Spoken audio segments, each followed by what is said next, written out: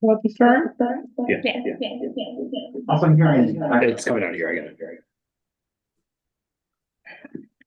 That should solve it. Yeah, I don't hear anything now, so now it should be good. Yeah, we're almost ready to go. Okay, now we are ready. All right. Welcome to the April 7th, 2025 meeting of the Transportation Committee. My name is Jason Fromowitz and I'm the chair of the committee. Tonight, we are joined by Assistant District Manager Brendan Berth. The meeting is called to order at 7:01 p.m. As a reminder, New York State law requires all committee members who are not able to attend the meeting in person to have their cameras on and their first and last names displayed from the time the meeting is called to order until the meeting is adjourned. Members of the public who are attending virtually, you can raise any questions or comments that you have through the Q&A feature of Zoom. Members of the public who are here in person, you can raise any questions that you have by raising your hand. If there's time following the committee's discussion, we will field questions from the public. Anna has agreed to take minutes tonight. Thank you. And we will not take attendance by roll call, and Brendan will conduct the roll call. Okay, committee members, I will call your name. When your name is called, please say present. I will announce if there is quorum. Michael Cohen. Present. B. Desmond. Present. Maya Donahue. Present. Brock Friedman. Present. Jason Fromowitz. Present. Eric Goldberg won't be with us tonight. Anna Paisior. Present. Miriam Rowe. I also don't see. Larry Shire. I also don't see yet. Gabe Furza. Present. And Jerry Weinstein. Present. We have a quorum. Thank you, Brendan. The agenda for tonight's meeting was distributed ahead of time by the board office and is reflected on the screen before you. If there is no objection, we will adopt the agenda. Members of the committee, if you object to adopting the agenda, please raise your hand. Seeing no objection, the agenda is adopted. The minutes from the March 3rd meeting were distributed ahead of time by the board office. If there's no objection, we will adopt the minutes as drafted. Members of the committee, if no one objects to adopting, if you object to adopting the minutes, please raise your hand. Thank you, Michael, for taking them. Seeing no objections, the minutes from the March 3rd meeting are adopted and they will soon be available on the CB6 website. All right, let's set some ground rules to conduct an efficient meeting. No one may speak until granted the floor. Committee members who are here in person, if you have a question about committee business or wish to make a motion, please raise your hand and I will identify you so you can speak. Committee members unable to attend in person, if you have a question about committee business, you may raise your hand through Zoom and I will identify you so you can speak. All committee members, it is extremely important that only one person speak at a time so that members of the public watching at home can understand what is being said by each committee member. The chat function for committee members present via Zoom should not be used for committee business or questions about agenda topics. All such remarks should be made on the record by raising your hand through Zoom. Chat should only be used to alert us to any technical difficulties that you are having or to state in writing information like an email address that was already stated on for the record. All right, all that said, we will now start tonight's business, starting off with a report from the Department of Transportation. Kathleen is on vacation. I believe we have Raphael on. Colleen, sorry, I said Kathleen. Colleen.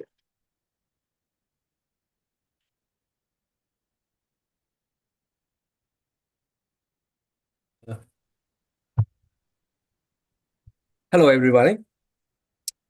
How's everybody doing tonight? Good. Good. Excellent. I was going to be joined by Jackie, who is going to be giving you a report, which has been discussed with Colleen. I don't know if she's on. Jackie, are you on the call? Have you seen Jackie Lazaro on the call? No? We could circle back if you'd prefer. Yes, because she has discussed some of the things that Colleen shared with her, so she can share with you guys. And I was supposed to be joining her in this call. Got it. Okay. Because I do not have any detailed information as to share with you at this time. So if you give her some time, it will be very helpful. Okay, let's move on to the agenda and then we'll come back once we see Jackie join. Excellent. Thank you. Yep, thank you. All right, so moving on then, next we have discussion of an application from, Ben, do you have the proper pronunciation before I butcher it? But it's the Ecole. That sounds close. I also don't speak French, so. Anybody very good in French? No, no, okay. All right, so the Ecole, to operate an open street on East 22nd Street between Lexington Avenue and Park Avenue South, Monday to Friday from 9 AM to 2:30 PM. So this is a fairly standard, schools open streets request. They would be available for the school from Monday to Friday from 9 AM to 2:30. I have a resolution drafted that was distributed for the committee to either support or oppose this implementation. One thing that I'll bring up, somebody did raise a concern from the community to the district office that the open street was going to be shared between two schools, was the understanding, and there was some question about how exactly the space was going to be shared. We attempted to reach out to get an answer to that before the meeting, but we hadn't heard back. I don't personally think that should prevent us from voting on this resolution tonight, but I just wanted to bring up that concern was raised and we don't have an clear answer for it. Personally, I support this open street, but I'll open it up for further discussion. Yeah, I agree with you. There's no reason to block it. I just curious about the hours, like, I would think drop off would be before 9 AM, so And pick up later. That it was would my be interesting to extend the hours more, but you know. thought. Like a reopening of It's traffic. just interesting why they chose those hours and why not extend it further, but. Perhaps they want the street open for drop off and pickup. Maybe they just buffers in. Like, I'm just speculating. I guess that's what was in their permit Sure, requirement, so sure. presumably they considered that. Any other thoughts? I see Jerry has his hand raised. Oh, thank you. Yes, Jerry, go ahead. Well, you raised the point. Presumably the other school is a public school, and I'm wondering, given that this is private, if that precludes access to public space at all. Sorry, what do you mean by, for the public school or just in general? Well, we're not clear, but you believe that there's another school that is also overlapping and seeking. I'm wondering, given that it's private status, if it precludes access for the other school.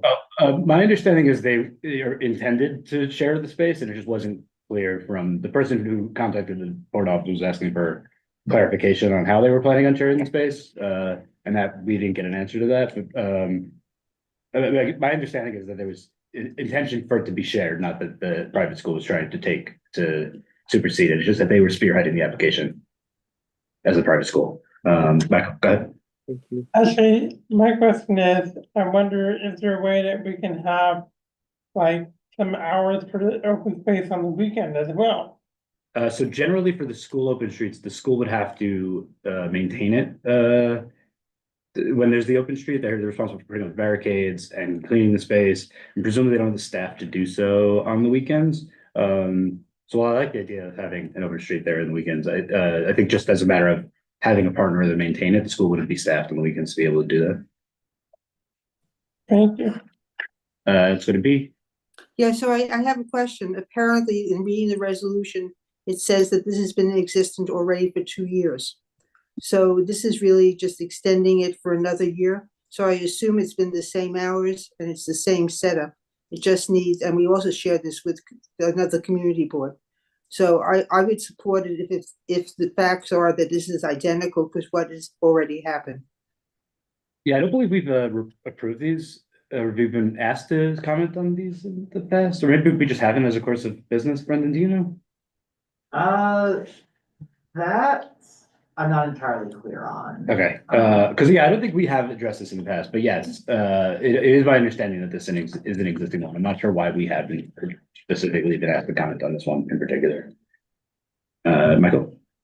So if you scroll up a bit,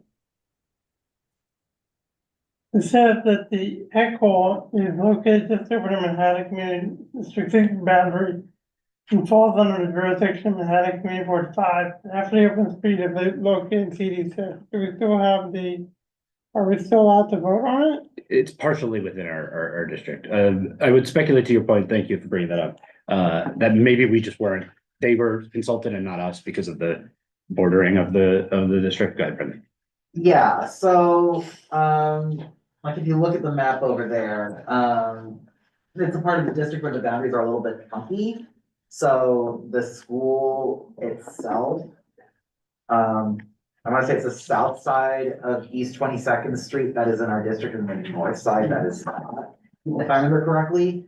It's one of those situations where like much of East 22nd Street is kind of split in half. So it's one of those things where like both 5 and 6 should be aware because it would affect constituents of both and it's split right down the middle. So yes, we do have the ability to comment if we so choose. So if we're generally in support of this, which seems, I'm not hearing any opposition. We have the draft reso had a couple things that needed to be filled in, assuming support.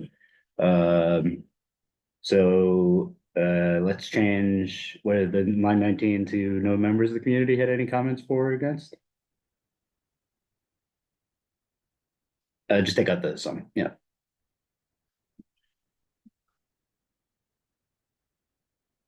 And then we can delete lines 20 and 21.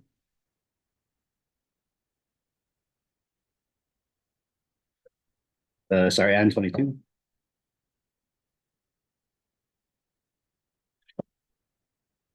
And I think there's something on 23, just to change the support. Just.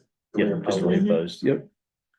One thing I will note is that we did, it's the committee's choice as to whether to mention it, but we did, as you know, Jason, we did get one, member of the public with Oh, yes, thank you. questions.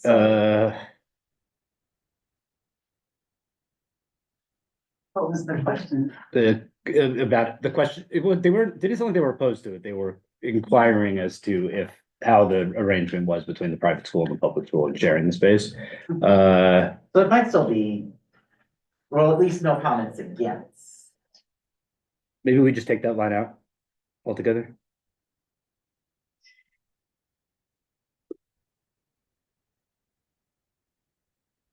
Did anyone have any other thing we'd look at? Larry? The alternative to that is instead of like member of the public inquired as to how this would operate. I'm supportive of adding that, but I don't know, since we don't have an answer. It's only a matter of, do you want to adhere strictly to the approved form from the board, or shall we just make it read more easily?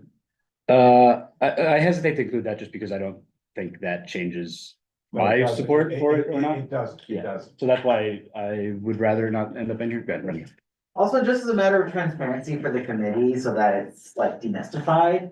The one constituent who reached out to us about this said that, she'd like to know how the Ecole would, plan to share the street with both schools spread out and taking up the whole street. And then how can the people living on the street work with the schools to control the noise? So those were the two. Sorry, thank you. Those were the two questions. Yeah, there was a concern about that. Just for transparency for the committee and the public. Got it. Appreciate that. Thank you. So I suppose that is a comment in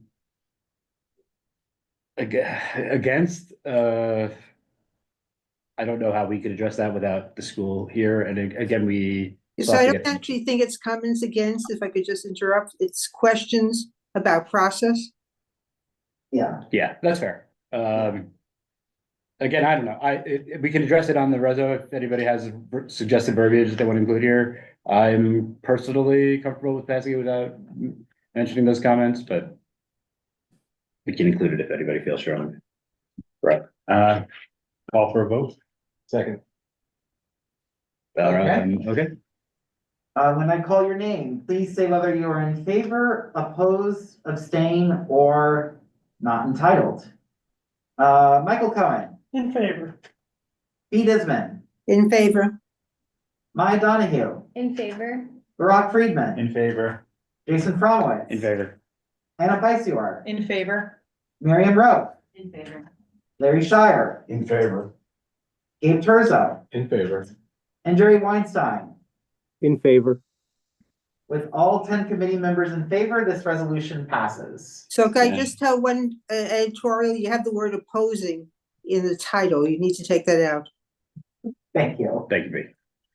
Also, I should note, before we move on as well, thank you to Jesus for putting this together as basically a template for reviewing these, for future open streets requests. So the idea is we could make some modifications to this, and it's a bit of a neutral template that doesn't either go in support or against. So if we have future resolutions about open streets, we can utilize this template, and that would be the best practice going forward.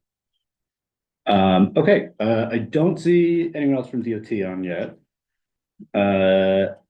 So we'll keep moving.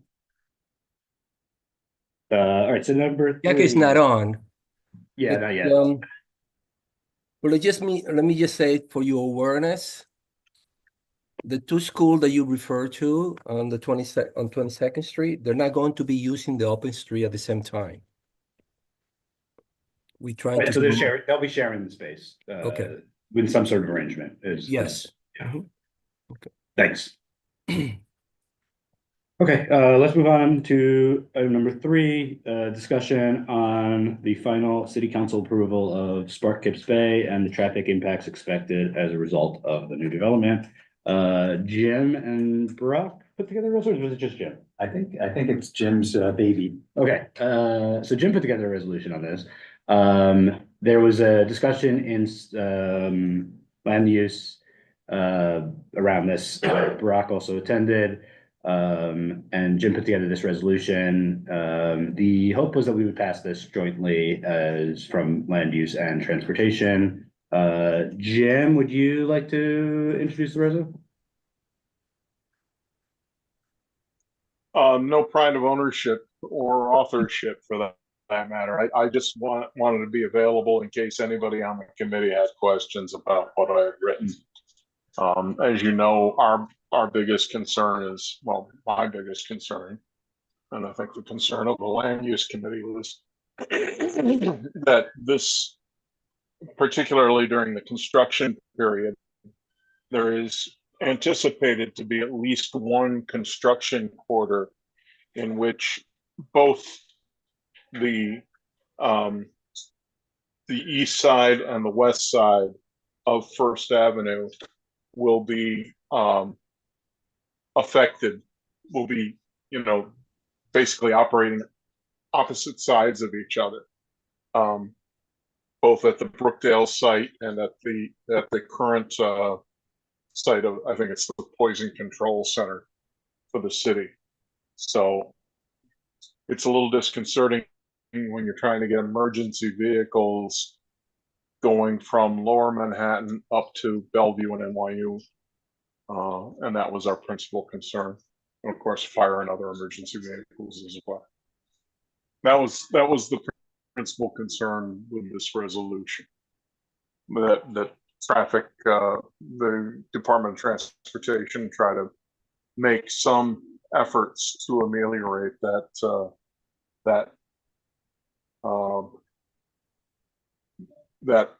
interruption of through traffic, northbound through traffic, and also actually southbound through traffic on 2nd Avenue. So that's the purpose of the resolution. Thank you. And yeah, so specifically, we were calling in the resolution shuttle buses for major transit. Brendan, can you scroll down? Or up, rather. Scroll to where? I just wanted to call out the specific resolve. So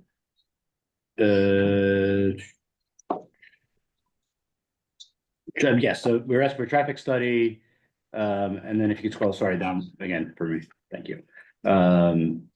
Right, so basically traffic study as well as asking for shuttle buses from major transit junctions in the area to the Spark site. Mike? How often is the shuttle bus going to run? We didn't mention anything there. We could, I think it was just but this wasn't offering necessarily specifics there, just a request to consider the use of shuttle buses. I wouldn't prescribe specifics, in my opinion, but we could, if you felt moved to. There are gonna be several thousand employees working there permanently, but during the construction phase, I think it's up to 15,000 was the number that I recollect. I think I may have put it in the resolution. I don't know. It's been a while and I don't have the thing in front of me at the moment. But yeah, it's going to be a substantial number of people working at that site. And to the extent we can ameliorate their use of automobiles to get to their work, that would be great. It's not centrally located. It's not as if it's Union Square or Times Square. It's, you know, it's First Avenue and 25th Street. So Yep. We want to ameliorate as much traffic, as much auto traffic as possible. And there's only a bus that runs up there now. Yeah, no, I agree. And I agree with the study. I just, I'm having trouble with the free shuttle buses thing. So who's supposed to run that? And what are we modeling at free shuttle buses? Is there another institution like this that gets free shuttle buses? Is this the DOT? Is this the MTA? NYU. Asking Spark, And asking NYU NYU to has do one. it? I mean, But But just that's a NYU private. owns their own shuttle bus. whoever, there's no, there was no, when I wrote this, there was no consideration that this would be a MTA or a city funded bus. This would have to be on the operators of the facilities nut, you know, as with the NYU shuttle buses that run around our neighborhood down here. Is it possible to add some, I know it's hard when there's two different committees, but is it possible to add private free shuttles? Has this already Yeah, been? if you want to, Yeah. if you want to just put the word private in there, that's fine. And I'm sure the land use committee will adopt to that. I don't, you know, nobody anticipated that it would be, you know, funded by the city.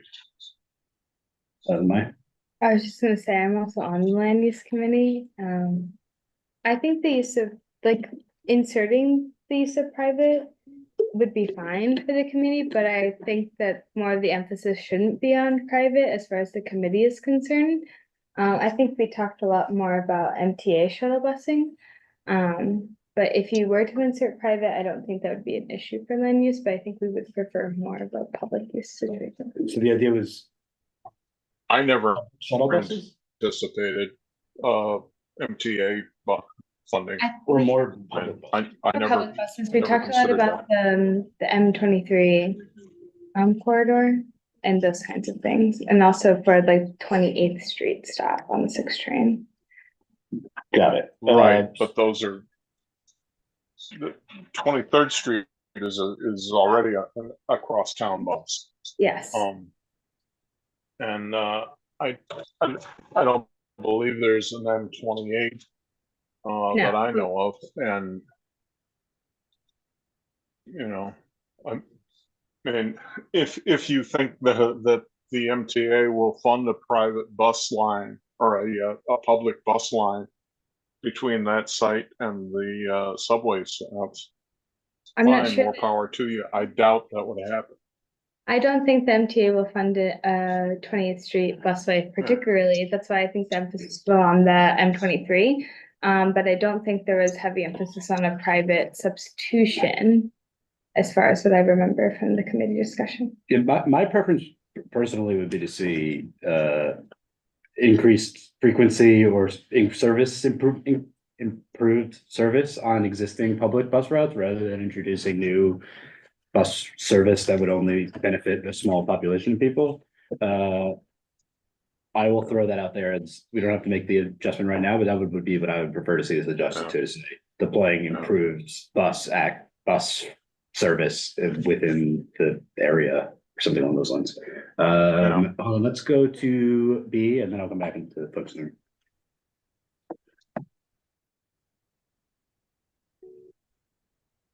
B, go ahead. You're on mute.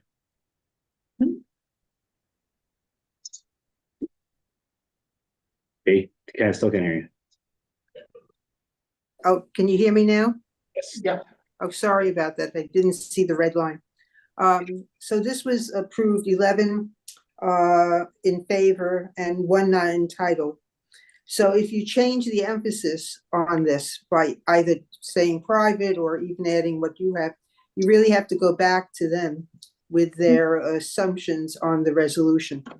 But I do have a question. If you look at the version that we got earlier, 2 things were highlighted in one of the whereases, the R and W trains and the 6 train. They're in yellow. Was that meant to be taken off when it was presented to us, or is there a question about it? No, that was just editorial. I was showing my age apparently in the resolution by referring to them as the BMT and the IRT lines. So some of the younger people didn't know what those lines were. Well, I'm at your age. I knew what those lines were. Okay, just take out the highlighting then. Yeah. Thank you. Thanks, B. Uh-huh. All right, Anna? Yeah, I was going to suggest something similar to what you were saying, which is I would say the recommendation that I would put forward is the 23rd Street busway, improved M15 service on both north and south. And it would be a bit confusing to only have shuttles for that and not Langone and not Bellevue and not VA. I mean, there's a lot of large institutions there that are served by the public buses. And I think we'd be introducing like a very specific niche and maybe not even that welcoming sort of like, this is just the tech people who get dropped off in their one little area and removed. I think it's better to improve the experience for everyone on the public buses if we can. Sure, you can encourage them to like have a private bus should they want to, but like as Right. a public service. To help supplement Right. if they see the need or to get their Right. workers from maybe Grand Central. Right, but I think like for our purposes as a community oriented thing, that we should focus more on the public. Yeah, I would almost prefer to discourage them to having a private shuttle, even if they wanted one. That I think those funds would be better allocated to making improvements to public transit or making the bus stops attractive or easy to get on and off. I think more people would benefit from public transit rather than private shuttles. A question on process here. So understanding that we would need to send this back to land use. Next full board is Wednesday. So we would not be able to get this through next full board until You, the next cycle. you, Good. if you wanted to take an amendment from the floor, that's fine on Wednesday. I mean, I would just as soon get this over and done with. You could amend it, offer an or solicit an amendment from the floor and have the entire board vote for it. I think the language now is nebulous in terms of whether or not it's a private or a public shuttle, and who knows once this thing, whatever we determine after the traffic study is completed, who knows, Bellevue, NYU, and these 2 new facilities may very well want to do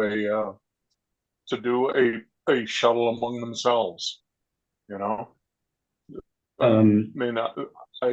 What is there time sensitivity? They have a shuttle that goes to, huh? Is there time sensitivity here? So if we kick this back to land use for next month and then go back to full board the following, does it matter? I mean, it matters just from an agenda perspective, and it's from reintroducing something for a relatively small change. I would hesitate to kick something back over something this minor. I mean, we had talked to the EDC earlier in the process about asking for potentially new MTA routes. I mean, like a model would be something like the M9, right? It's a relatively small route. So something that would connect with 28th Street Park, the lines on the other side of Madison Square. Like, we're not trying to prescribe specifics here, but we are asking the EDC to possibly lead on MTA for more routes. In terms of frequency, the M15 runs every like 90 seconds during peak hours, so that's not something where frequency can be advanced very much. M23 perhaps has a little room to improve, but not a ton. So I think we wanted to keep it open-ended, and if it is an MTA shuttle bus, free would still apply because it's designed to pick people up from subway stations, so it would still be a transfer.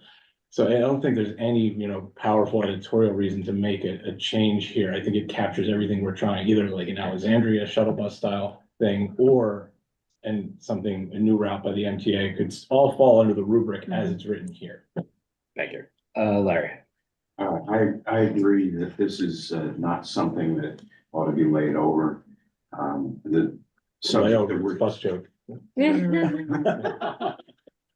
Right, okay, it's a de minimis change, whether they specifically say that the shuttle bus is free or deploying shuttle buses. You can omit the word free if that creates flexibility in terms of having to explain it. Matt. I actually push back on both of those ideas, where I do think it's important if we're trying to direct DOT to, in their study, look at something that's public versus something that's private, especially with the MTA. And as far as they released their new capital budget plan, they have a lot of like tight tendencies on what they're trying to do. That I think it is important delineation. I don't think land use will care if we decide to say public or private, but I do think it's important that we decide what we're saying as far as what we're asking and directing DOT to do. And especially as far as the M15, I don't think it's like highly relevant here because you have to like somehow find from the subway from Grand Central from Penn to get to the M15, unless they happen to be living in our district, which is a whole other thing. Most of these people the traffic problem is they're not living in our district and working there. And so I think the M23 is the real like shuttle between them. So I do think we need to be specific in how we're directing if we want the private or if we want the public way that Just- DOT is going to look at this in the study. So to Jim's suggestion previously. If I can just wait, can I just weigh in for Go ahead. 1 minute?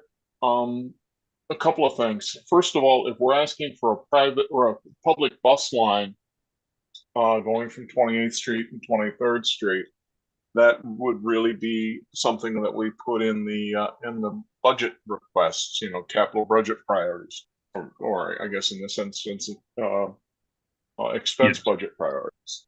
So it doesn't belong in a resolution. And the second thing I would mention is that these properties are going to be private, although they're subsidized by the city substantially. And the thing is that developers, in order to bring clientele to their new facilities, are going to do things like employ a shuttle bus to make transportation to their facility more convenient. We see this. I spend time in Brooklyn, down in Dumbo, and there is a shuttle bus that takes people from Dumbo over to the old Brooklyn Navy Yard, where they have development there. And that seems to, I believe it's a private thing. I've never ridden. I believe it's private. I've seen that as well. So, man, don't underestimate what the developer themselves will do, that we would have no control over, just as we have no control over NYU having So a what shuttle I'll bus for propose, its students. so that we could keep this moving, is I'm generally fine supporting this. I agree with Maya's concern, that about these suggesting a free shuttle as opposed to public transit. My view is I would support passing this as it is so that we can move it through full board, and we can Maya perhaps, or somebody could propose an amendment ahead of full board on the floor where we're modifying this to request a specific change about the use of public transit. We could workshop amongst. That's how I would personally. But again, that's something that would be in budget priorities, not, resolution. Well, yes, I agree. We should address this in a budget request as well. But we could also, if you guys want to put it in your budget priorities, well, yeah. So if you wanted to put it in your transportation budget priorities, that would be fine. Yeah, but I think there's room for Follow both me? here, that we can make a change to this reso. That's what in a I would minor do way. instead of Yeah, an amendment to the resolution. okay, thanks, Jim. Hold on, let's go to Jerry, because he's been patiently waiting, and then I'll come back in there. Just a quickie, we've been focusing on bus lines. Should we add just a little bit about the emergency services and at least nudge them to thinking about adjudicating comparatively response times, what the congestion will do, and have them articulate how they're going to think through that problem of people needing to get along an ambulance on First Avenue. That's all I got. Just putting it out there. What specifically are you suggesting? Whether or not it is coordinating with any public or private bus lines to carve out space, whether or not it's on the east side of the western side of the street, something that allows emergency vehicles a through pass, and of course includes in the equation all this construction that's going to, be coming online. So is that another amendment you'd like to see to the resolution? I'm just not clear on what you're asking for as it pertains to the resolution. I think the resolution addresses that concern, as I recollect. Hold on, let me I'll pull it up, but I believe it did. There was language in there originally that said something to that effect. Pulls it We out. were worried about the construction. Unless it got modified somehow. Hold on, I have to get to my computer. Stand by. All right, let's come back to that in Continue, a I'm moment, just 'cause we gonna still got, pull it yeah, up. that sounds good. Brock. Well, the reso as it's written is asking the DOT to deploy free shuttle buses. And I just don't think we agree with that as a group. So my suggestion is, why don't we delete deploying free shuttle and add increasing buses to and from. I think that's what we want. To ask the DOT to deploy free shuttle. I just don't think we agree with that. I agree with you as well. But again, so then you're proposing that we then push this out. This spark isn't going up for years, and this is gonna go on for a decade, you know what I mean? I just don't think we're in any rush. We are asking consideration. And so I don't know if we kick it back, look, we're not telling them to do that. We're asking them to consider it. But do we I want think- free MTA shuttle buses? Like, why is Well, it free I for think that? I think we want empty, like a bus route. So again, it looks like. But if it's not a transfer, it shouldn't be free, right? Yeah, Okay, so that goes up, I right? think yeah. Well, can you address why it's so time sensitive? I'm not Yeah. really clear. It's a broad point. It's just like, it's because it'll be April, then it'll be May, and then it'll be summer, and then like it's really just something like if we punt it, then we're doing it at full board in May. It's not a huge deal. I mean, can it be on the floor? Is there? Well, but then we're passing, it can be on the floor, but to Barack's point, I don't know if we want to pass this as it's written to say that this is what we want, even if it is on a change, even if it is changed on the floor. Yeah, I appreciate your point. Michael.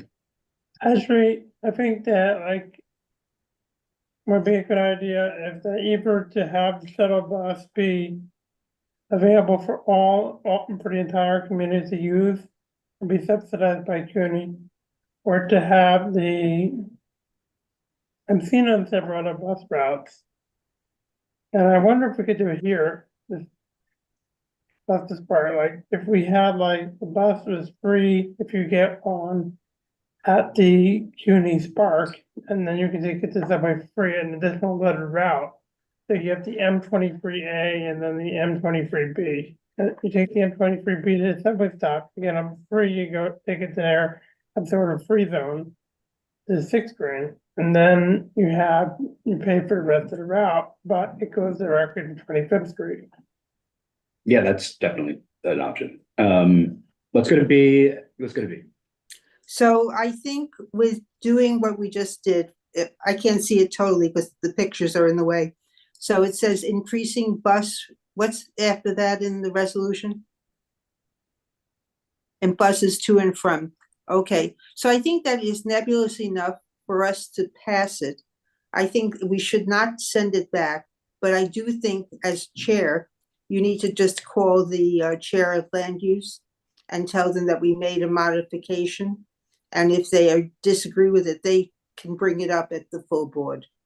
So I think we're all focusing on a couple of words, but I don't think we should stop this. It's really significant. Just going back under the therefore be it resolved, under the second bullet point. The effect of traffic in the corridor of the demolition and construction necessary to create both Spark and Innovation East. So we do address the issue of the Emergency vehicle. emergency response during the construction period. Okay, so to B's point, Line 58 of the resolution. we could pass this as amended here, which it sounds like everyone prefers this language. I think we could then offline figure out how we reconcile the two, and if it can go to full board or if it needs to be kicked back, we could figure that out as between the committees and between Sandy. Well, as I said, you can make the amendment on the floor Wednesday. Yeah, which is also an option as well. Right.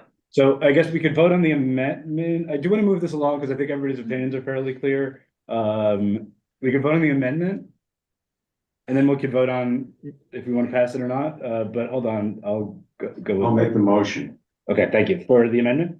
Yes, and then I'll second it. we can include it in the resolution, and that'll be the final word. Okay, so first let's vote on the amendment, and then we're gonna vote again on if we want to pass it with the amendment.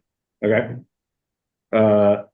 So we have the call question on the amendment. Do we have a second? I second it. Okay, so Brent, let's do vote on amending the resolution, and then we'll do another passing. of the As resolution. worded on the screen. Yes. Okay, so the vote on the amendment. When I call your name, please say whether you're in favor of the amendment or oppose the amendment. Michael Cohen, Opposed. B. Disman, In favor? Mai Donahue, In favor. Rob Friedman, In favor. Jason Fronowitz, In favor. Anna Picior, In favor. Marion Rowe, In favor. Larry Shire, In favor. Gabe Terzo, In favor. and Jerry Weinstein. In favor. So 9 of the committee members are in favor of the amendment. Okay, so now we have an amended resolution. And so then the question is, do we want to pass this forward as amended? Or do we want to not support this at all? The risk of passing this, what's that? That's confusing. Sorry, we have the option to pass this as amended or to reject, to not vote on this not to oppose it as a committee. Okay. What was Not the sign off amendment on it. exactly? What was the This amendment one. exactly? We changed line Remove the shuttle 66 buses. from free shuttle buses. Line to 66. Deploying free shuttle buses changes to increasing buses. To Yeah, increase the so- buses, Okay. but I think you just undid. Or something. Yeah, I think you, Yeah, Did so that. from street, Move it forward. move it it's from deploying free shuttle buses to increasing buses. In fact, to make it a little bit easier, I'm gonna see if I can just sort of Make do Yeah, a little comment. track strike through action, if I can find the strike through button, since I'm more familiar with Word than Docs. Command X for my suggestion. Something like that, I forget. Well, he's on. Could be a line that you use. Oh, Is it Command X? no, it's Well, okay. you're not on Mac, so it's different. My suggestion would go into the top.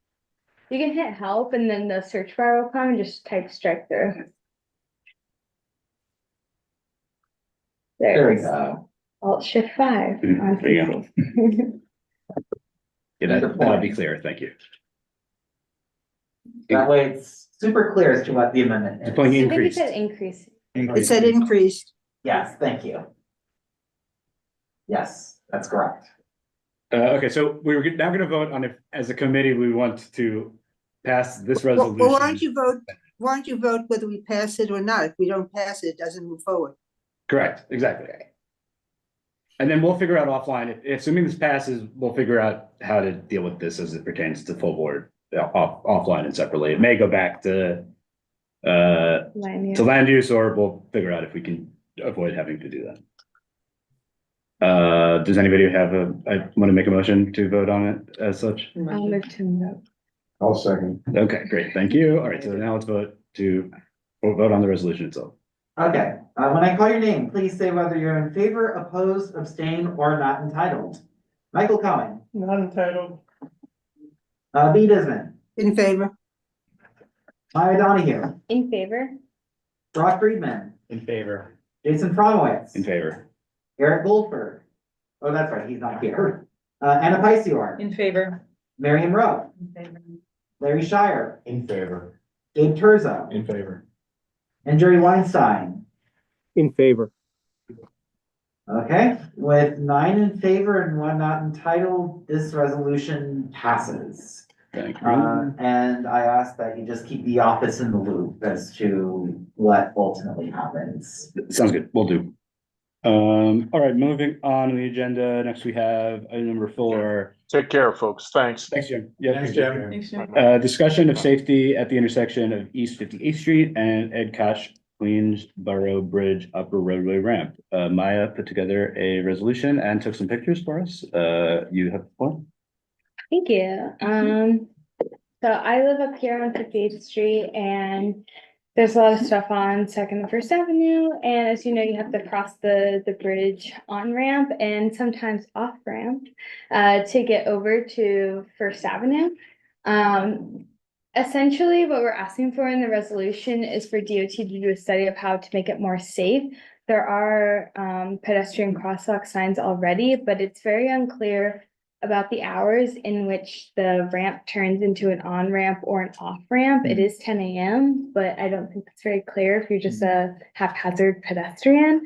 Also, as far as the sight lines, so essentially the cars come in from 57th Street, and this particular section is not a thorough road. It's just to get onto the upper roadway, and so it's very unclear. Can I pause for a second? Yes, Would a map be helpful to show at this? possibly yes. Yeah.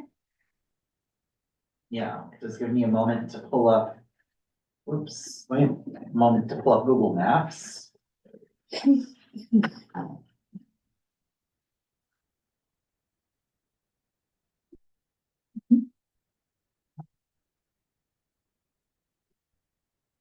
you. Okay, let me just share it on screen so that way those at home can see it. Thank you. Actually, I think the map view, not the street view. Yeah, okay. Because we got the pictures are sort of the Yeah. substitute. Thank you. So you can see it's like, it's a through road that's not for regular traffic. It's just to get onto the upper roadway, but it does cut the block.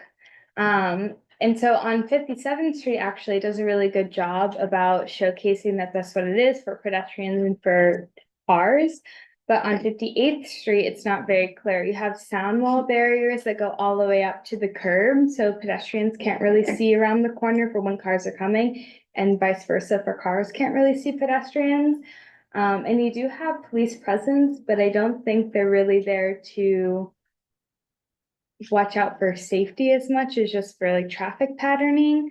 And also another major problem is that the way that the road signs are, a lot of like the traffic light itself, there is one, but it's as far as like perspective is immediately in front of the road signs, and a lot of the cars are looking at the road signs, ramping up speed to get onto the bridge or coming off the bridge, and they're not really aware that this is a place where pedestrians can cross because it's not a place for the cars to turn into or off of on 58th Street. They must go forward or approach from 57th Street. And so the resolution is more so for the DOT to look at ways to improve the safety for both pedestrians and for drivers. And then I took a few photos of what it looks like if you're interested, because the Google Maps is from a couple years ago when there was construction, so it's not exactly accurate to the present day. So I took some photos of what it looks like. Like you can see like the police are just kind of like loitering in this like section. They're not really paying attention to what's happening. And I do think like you can see like they just put up cones, they take them away. It's not really clear what's happening. You can see the sound barriers or the road barriers, I guess, for those buildings there. And they really do obscure a lot of visibility.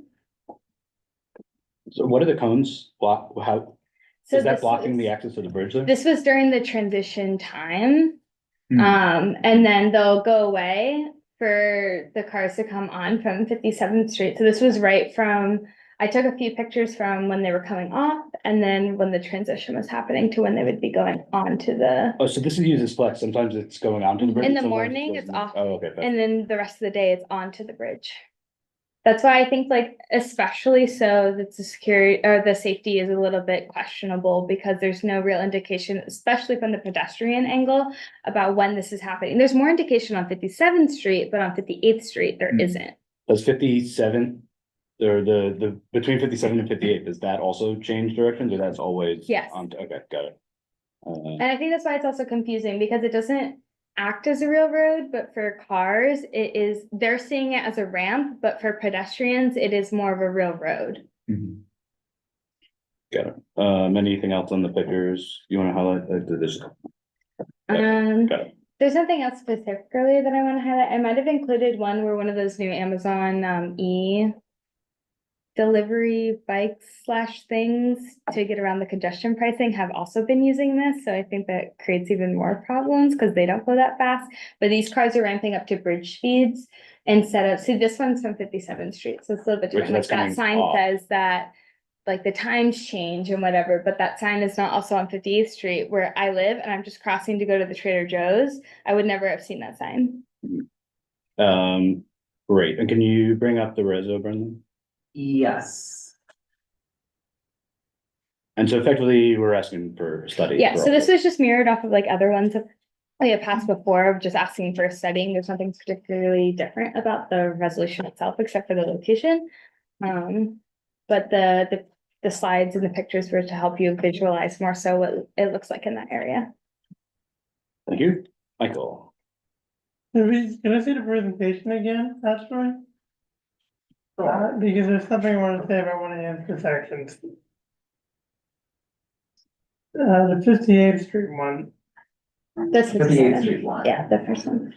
If you look at the bridge over there, the thing I noticed is that there's a barricade over there. And there's a fence over there, and it doesn't really look like somewhere you can cross because there isn't striped crosswalks or curb cuts. Correct. On the north side of 58th Street, you cannot cross as pedestrian, only on the south side of 58th Street. So on this side, you cannot cross the pedestrian. Where I was standing, where I took the photo on the south side, yes, you could cross as a pedestrian, but what you're seeing is the north side and you cannot cross as a pedestrian. Do we want to ask for that? I feel like they chose that as a safety reason as far as like people coming off the bridge. And so I just don't understand like how that delineation was made. I feel like as a pedestrian, it's not so annoying, but there is not also a sign that tells you that this is a dead end. It looks like you can cross to cross is the idea, like you would, You can't cross this way on the north side, only on the south side where the. right, but you could cross. But you the- can cross this yeah, way to go onto that side. So yes, you'd have to like Yeah, like, make a yeah. detour. Got it, okay. I'm more concerned about like just the lack of provisions Yeah. for like pedestrians standing on that south side corner, like you can't see the cars, they can't see you. Especially just like the habits of Manhattan pedestrians, like they stand a little bit further out, like it's not designed for those kinds of things. Larry? Maya, can you imagine a pair of simple diagrams showing the traffic pattern and the hours? And that be the extent of what is needed for pedestrians to get the idea that traffic's gonna come at them or be going away from them As a sign or part of it? in a sign, I think like, without too much verbiage. yes, because on 57th Street, there is a sign, and I think it's a lot safer on 57th Street. Part of it may be also because it's double traffic, like both directions, so it's wider, I don't know. But there is a sign there. There's not a sign up Alright, 58th well, I'm Street. proposing. So I think they can do that. I'm proposing the sign, but the point that I'm trying to make here is that if we can get this, really, really dumbed down, because we have people who, speak a multitude of languages coming through there, if it could be like in a diagram, the kind of thing that you would have at the Olympics or something like that, with stick figure or whatever, but to make it really, really simple and obvious and intuitive. I think so, as far as like the numbers are universal across all languages, that they could easily put the time. Figure that out. Yes, So correct me if I'm wrong, but the resolution, it doesn't make specific recommendations. We're basically No, just it's asking asking for for the the study study, and for. for the improvements. safety So, study, is what the reso yeah. is. Yeah, so correct me if I'm wrong, Maya, but if you're walking on 58th Street on the north side, Mhm. and then you get to this, off ramp, Mhm. or on ramp, you have to like cross the street on 58th Street, then wait because the cars have a super long light, and then you wait a really long time, then you cross, and then you cross, but it's, if I could just propose this really hostile pedestrian, It is a horrible intersection. architecture. And it might be worthwhile to just include the language, this is like hostile to pedestrians, and maybe, you know, I don't feel so strongly about it, but maybe just, we should include to consider a crosswalk on the north side in their study. I would be open to including that, because also to your note that on the west side of this intersection, there is no cross, because you have that one lane that will go onto the ramp, and the other lanes will go into First Avenue. So if you were to walk up to this intersection on the north side of 58, you would hit the dead end, which there's no sign that that's gonna happen, so you have to walk all the way back to Second Avenue, then cross, then come over, and then cross here at that intersection, but on the east side. Yeah, I remember I did that and I was so mad. Yeah. It was so hostile. And it's dangerous then to like, cause I mean, if we're going to be honest, New York City pedestrian like habits is to just then jaywalk. And which is dangerous because these cars are going much faster than New York City speed limit, because they're not obligatory to that, because they're getting, this is technically an on-ramp onto the bridge, which has a faster speed limit, which I believe I mentioned in the resolution. And so yes, it's very dangerous, very hostile. So I'd be open to including that in the reso language. Michael? I was gonna say that even though it's like, if you really wanted to make the street safer and the crosswalk, two things. Number one, you could have a pedestrian crossing sign with lights. Number It does have two, that. if you really wanted to go the extra mile, what you could do is you could turn part of street into a shared street, A shared street house, how do you mean? meaning that it's shared by both pedestrians and cars, and they have a lower speed limit. Like on the ramp? Like, I'm saying if like they have on 14th Street, they have it, part of it where it's cars and pedestrians together sharing a street at a lower speed. Yeah, there's a couple intersections, or roads, small roads where we have like they put down the like orange treatment on the road, and it's like there's some markings that sort of indicate that it's like they make it like twisty, Sure. and they effectively try to slow down traffic with physical interventions, and make it a shared space that for Sure. both, to reduce traffic. It's an interesting suggestion. They certainly have enough room for it because they have like a striped out zone for the police cars to sit. So there's definitely enough width there, but they do have a crosswalk sign, but I don't think the intersection's really designed for the habits that New York City pedestrians have at any other intersection in Manhattan. How close, how close is this intersection to one of the intersections the 17th precinct pointed out? Because I feel like there was one That's a good close question. to that area. I see the resolution up in one of the tabs. I'm just wondering if one feeds into the other. Brendan? So to answer your question, Marion, one of the intersections on the list is Third Avenue and East 59th Street. So it's close by. Okay, never mind. Not exactly the same. Those are probably people coming off the lower roadway. It's not right there either. So No, this is, not great either, but it's definitely people coming off the lower roadway, yeah, this is the intersection Maya's talking about. and that's over there, yeah. Over there is Third Avenue and East 59th Street, so Okay. it's, They're like, you can approaching, walk there easily, but. you're approaching. Depends. Give to you. Oh, I just want to say it's commendable you're taking this on. This is like, I used to work a block from there. It's like the worst pedestrian experience in the city. And the north side of 58th Street is like a giant practical joke, so. Yes. Okay, so good feedback, go ahead, Brody. I was just gonna suggest an amendment at the end of, improve the safety of pedestrians and drivers alike, period. Possible solutions could include a crosswalk on the north, side of 58th Street, across the bridge. Bridge ramp. The upper roadway ramp or whatever it's technically called. But I do think that's a good addition because it does give better sight lines for drivers and for pedestrians to see through the intersection to see each other. Cause currently as it stands on the south side of the roadway, you really have to like stand out and look out. And like these cars have the green light, they've been waiting on 57th Street to finally get onto the bridge to go to Queens, to Long Island, wherever they're going.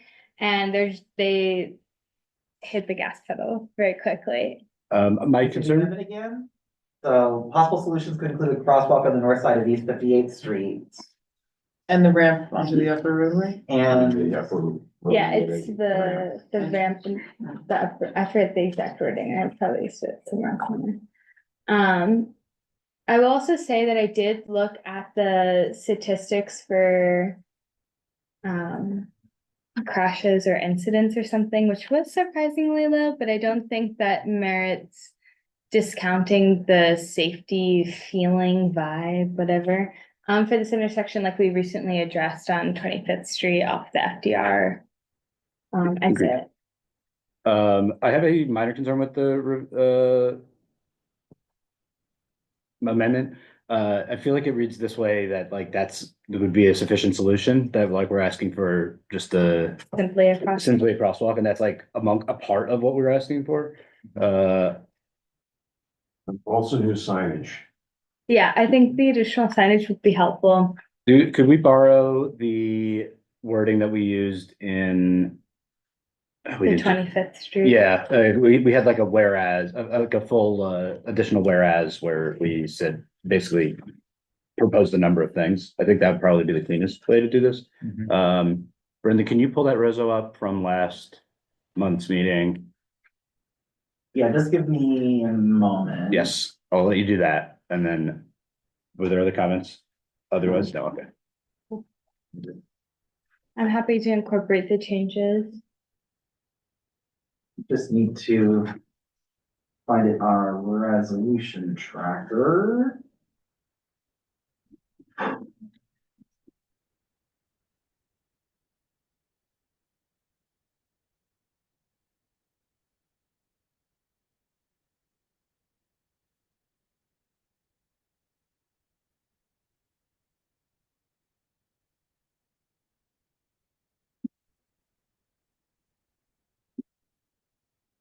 Almost there.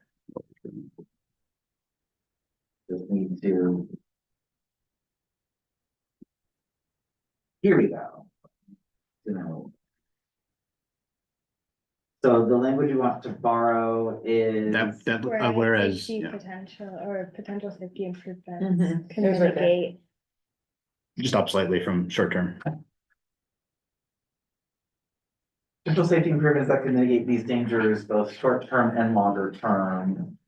I would exclude the Yeah. aside, but just include the rest of it, and then, yeah, so basically exclude the short-term and long-term part Up until the comma, whereas, between the two. Parts. yeah, So basically not the,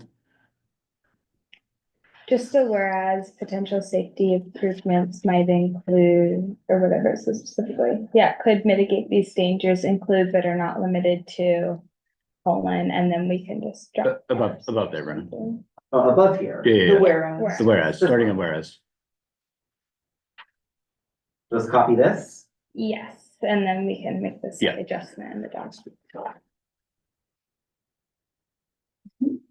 I mean.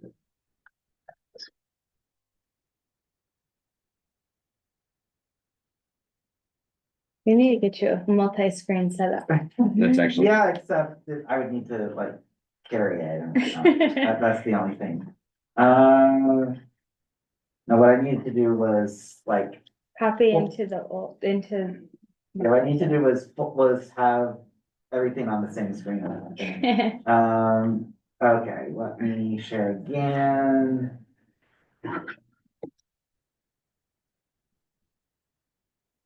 The other problem is that I probably have too many tabs, quite honestly. Okay, there we go. So then.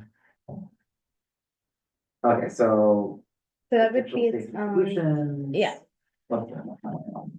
Potential safety improvements. And to mitigate these dangers, both short-term and longer-term, include but are not limited to. And then we can have, I guess, bullet points. yep, exactly. And that would be its own whereas. or Yeah. So yeah, whereas possible. But it wouldn't be whereas potential safety. Oh, sorry. Also, let me zoom. Did we lose the whole? No, it's it. It's there, in it's at the above bottom. section, Line 26. the last line of the resolve. Or the last, sorry, sentence. Oh, got it. Okay. So yeah, Brendan, so in 25, before the last period, we break that into a new line? Or we're sorry, right after the period there. Right after, After like, yeah, new line, and then that's whereas. wait, but this is in the Oh, result. sorry. It'll go. It'll go above, yeah. Okay, so. 26 on is a Whereas. whereas. Thank you.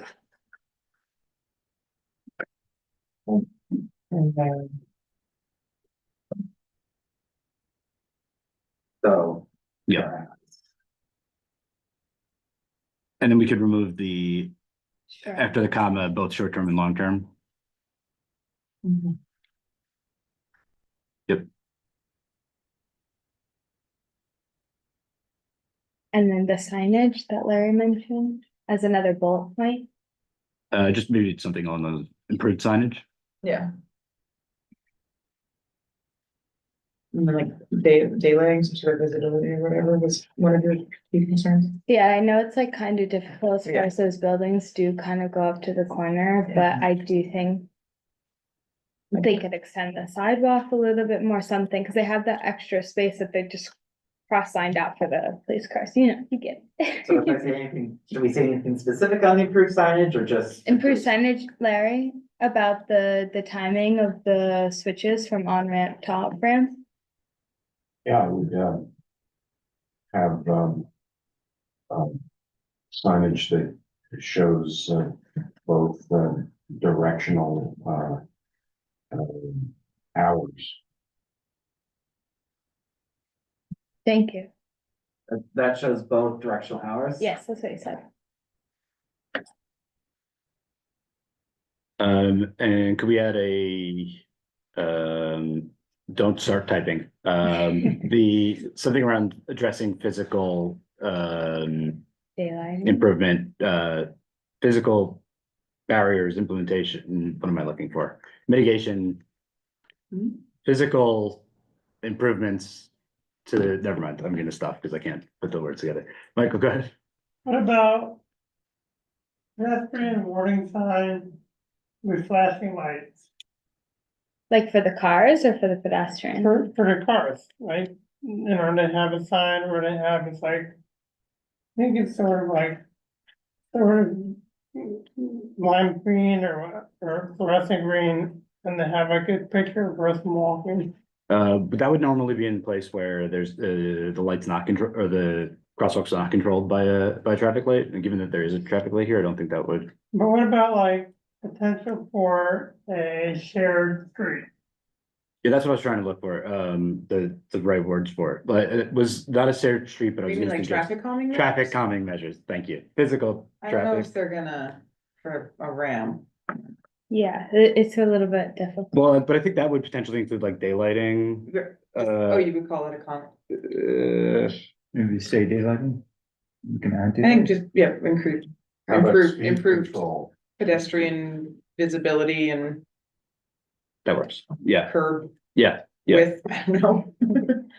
But I agree that, well, I like the idea of a shared street. I do feel it's probably potentially Very shared. impractical. It's also like Throughput not required there. very pedestrian friendly, Personally. like the way that like these walls are up on the side of the building and stuff. I don't think it's the best use of a pedestrian zone. So, sorry, what was the specific verbiage? Improved pedestrian visibility at intersections. But And that could go either way, right? Like you can see Yes. them, they can see you. Okay, any other additions? Okay, does anyone I want to make a moved motion? to- so I think you can, pretty sure. I moved to Okay, Second. all right. Okay, when I call your name, please say whether you're in favor, opposed, abstain, or not entitled. Michael Cohen, In favor. Pete Isman, In favor? Maya Donahue, in favor. Barack Friedman, In favor. Jason Fromowitz. In favor. Anna Picior, In favor. Marion Rowe, In favor. Larry Shire, In favor. Gabe Terzo, In favor. and Jerry Weinstein. In favor. With all 10 committee members in favor, this resolution passes. All right, next on the agenda, we have, thank you, Maya, for putting that together. Next agenda, we have a discussion of the 5 most dangerous intersections in NYPD 17th precinct, and those are, actually, Brenda, can you pull up the map while I read it out, just to make it, Pull up the, the Google map, just Google Maps in general. just Google Maps in general, okay. Just a moment. I know this is not good, but there we go. Yeah. Google Maps. Wonderful. Just, yeah, it's in that, thank you. Okay, so, 5 most dangerous intersections, 3rd Avenue and East 37th Street.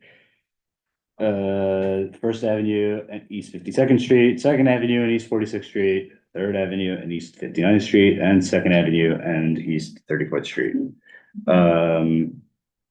And yeah, we had a draft resolution that was distributed ahead of time. I don't think there's much more to introduce other than that. No, I don't think there's, it's just pretty simple. Colleen asked for a resolution so that they could look into it. This came from, It came from Stu by the 17th precinct. And Colleen asked for the resolutions. And these are So based they could on study it. injury stats or anecdotal precincts Like what's witnessing reported. or. It's just what the NYPD told us that these are the most dangerous Got intersections, so. Just based on that. we don't know how they arrived at Just that. curious. I don't know how they arrived at it, but No, great intersection. What did they indicate as I mean, it dangerous? could be Like, the MV 104s they collected. Mhm. Jerry, I put it in chat. It's based on the 17 precincts state of command. The most recent one is January 2024. So we don't have the most recent year. If that's what they're looking at. The only thing I'll add as long as I'm on this is that there was a really big uptick from 2022 to 2023, probably due to the mopeds and so forth, but a tremendous amount. If you look at, again, you could check in chat if you want to open that. It's on, they're not pages, but there's a summons activity page just to really show you the increase between the 4 types of violations. oh, no, that's a separate, well, the summonses is something separate, right? Well, I don't think that's in relation to the most dangerous intersections. I Brenda, think if you it could jump depends on the to, type of summons. If they're being summoned for traffic violations or not. If I could jump to, sorry, the slide, I'm trying to, what page was it, Jerry? They're not numbered. Okay, it's like towards the end, you'll see it's pretty clear, most dangerous intersections. there we go. So yeah, that's all they have it on there. They don't really seem to explain how they arrived at those numbers. And then, Now, this is 2023, which is a different list. No. It says Yeah, it 2020. says 20. Yeah, sure. I think the title is just not well recorded. Shared in January 24, so fine for 20. Okay, maybe that's right. Because it has like some different streets on there, like. There's Oh, he's different not- streets if you look at it. We Okay. have 46th Street and they have 36th Street. Got it. So presumably we're looking at the old version. Thank you for pointing that out. Okay, so disregard this, although I suspect they probably just updated it. There's just an updated slide with different numbers, so we likely don't have information about how they arrived at those numbers, basically. I have some concerns with passing this. Obviously, I'm concerned about dangerous intersections in our community, but I am concerned with passing a resolution without having specific concerns about the intersection that we're addressing and just sort of verbatim asking for a study for dangerous intersections. I don't think like provides a lot of value to DOT. And I'm concerned that asking for too many intersection improvements without specific justification sort of waters down what's the priority for us and for the community. I like us passing resolutions like Maya put together, where we're pointing out like, hey, this is a specific concern that we have. This is why we think this is a dangerous intersection. I worry that if we pass this more generic request, it sort of softens the ask for our requests. That's just a theory. I don't necessarily know if nobody from DOT has given us the feedback that we should only pass our most important things. That's just my sort of viewpoint on it. Go ahead, Mary. I've got thoughts on why 37th and 3rd is very dangerous, just because it's gotten a little better since congestion pricing, but before there's a lot of traffic because it's exiting from the Midtown Tunnel and people are pushing the gas and then blocking the intersection because it goes into almost like a one-lane road on the other side of 3rd Avenue. Mhm. And it has been a nightmare. It's been a nightmare for a few years, a little better because of congestion pricing. Still not that great though. So that's my point is I would rather see us like pass specific resolutions where we're like Yeah. pointing to like, this is a dangerous intersection that needs to have attention paid to it for this reason, rather than the NYPD told us these are dangerous intersections and please take a look. The whole blocking the box thing is a major issue there. I did notice, Maya, that there is another intersection that's on that list that's actually closer. I think it was 2nd and 52nd. It was second, which is exactly how you get onto that one that I was talking about. So you saw it too? Yeah. Right now? It's like the half block before it. Wow. Go ahead, B. Yeah, so I think we should, if you were gonna do a resolution on this, we should include the fact that we're doing it based on information provided by the police department. And not information that we ourselves came up with. Is that And- in there? And I didn't see that in the resolution. Yeah, top. Yeah, whereas the New York City. Police I'm sorry, Department- I missed that. So do we know if this is the most recent data? Because I'm confused with what I saw before. Yeah, sorry, the one that we presented before was outdated. There was an old version of that presentation. So this should be based on the most recent presentation from the 17%. Brendan?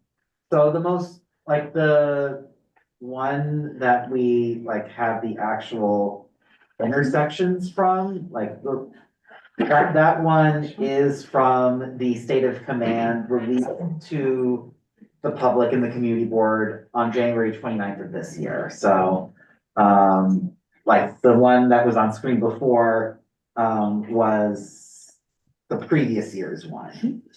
So shouldn't we identify where it came from, the state of command, the date? Because this does vary based on when they're doing the reporting. Identify the following 5 intersections at the state of command.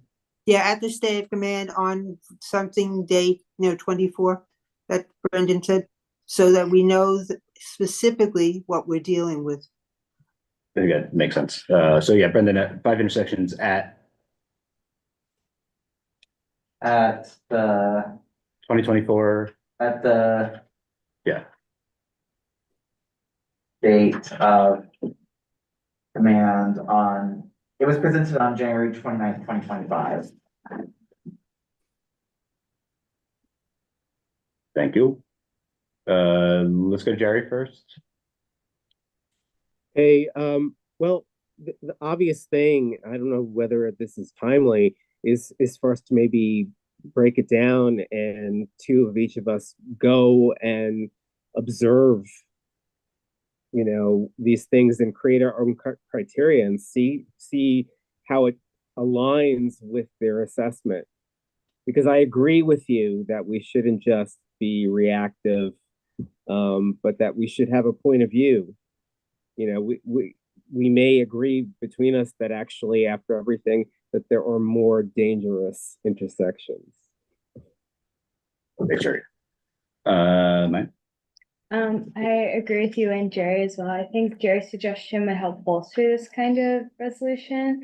But as Miriam was just talking about with the 57th Street and 2nd Avenue and then 3rd Avenue and 59th Street, like these are all approach roads onto the Queensboro Bridge. And so I would assume like next year, maybe it'll be 3rd Avenue and 58th Street. Like I'm not, like you were saying, I'm not exactly sure how they got their data. And so, or what is pressing them to consider 3rd Avenue and 59th Street this year, but 2nd Avenue and 57th Street last year.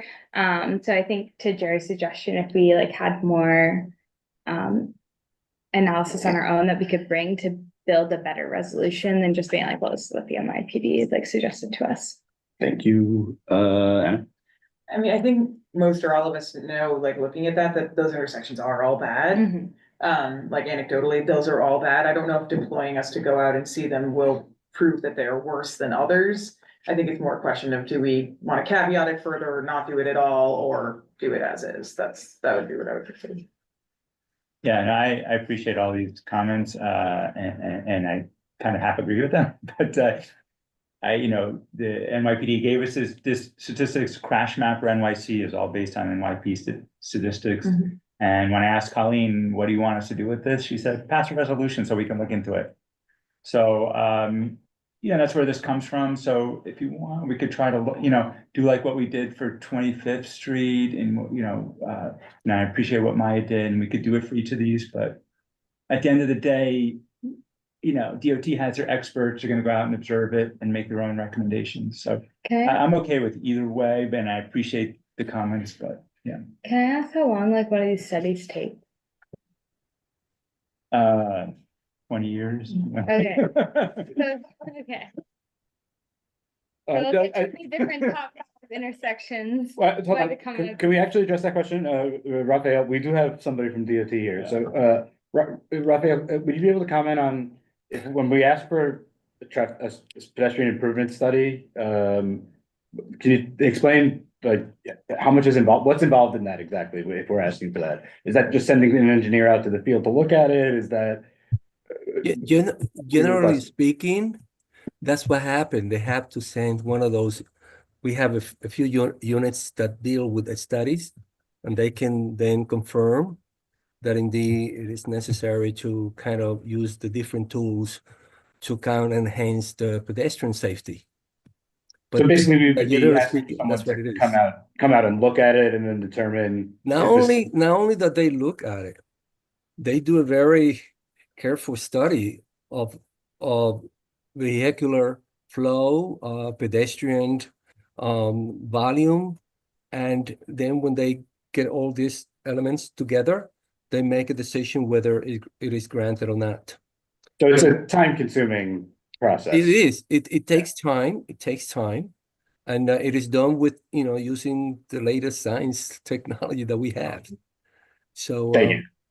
It is very involved. Brendan?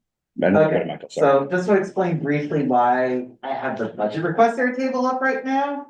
I was literally just thinking that two of the intersections on the NYPD's list are relevant to this budget request that we already have on like asking for traffic studies for the Queens Midtown Tunnel entrance area. 2 of the 5 intersections would be included in the purview of this budget request.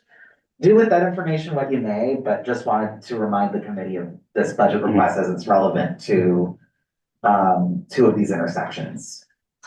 Mike, go ahead. Would it be possible on the side of the street that could you pull up the image again?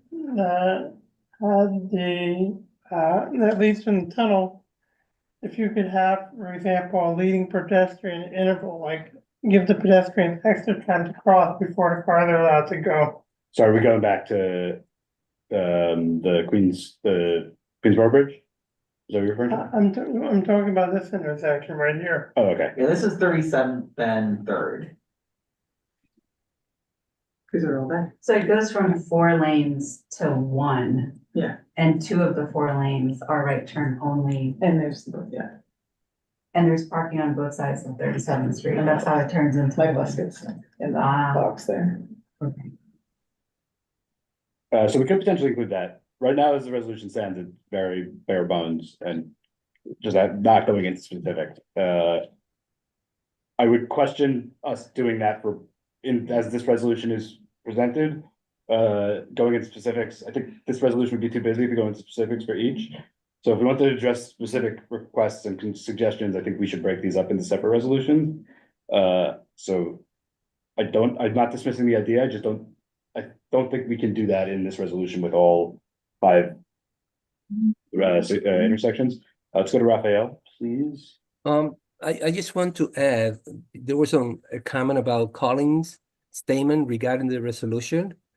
I believe that the resolution is kind of the first step, a very strong suggestion to DOT to kind of engage in this particular study. So what Collins said is very important. I just want to add that to the conversation. Thank you. Let's go to B. So I have a question. If the police department identifies these areas, why wouldn't DOT on its own initiate a study?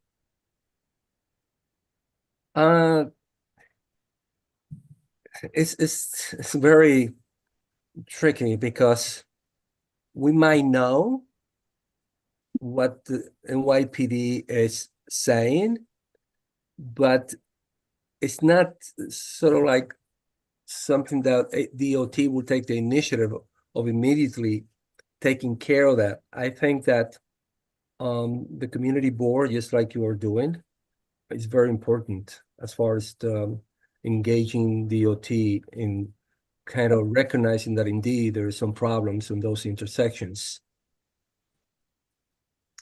I guess I don't understand, and I hear what you're saying, knowing bureaucracy. But if the police department is identifying something and then DOT has responsibility for studies, I would have assumed there would have been a conduit from the police department to DOT. Yes, we represent the community, we would push that along, but it seems that it's pretty bureaucratic to go from police identifying to the community board to a resolution to studies that will take a long time. I'm just looking, if it's really dangerous, how do you do it much quicker? That's just my comment. Thank you. I think that the NYPD data is usually looked at by DOT.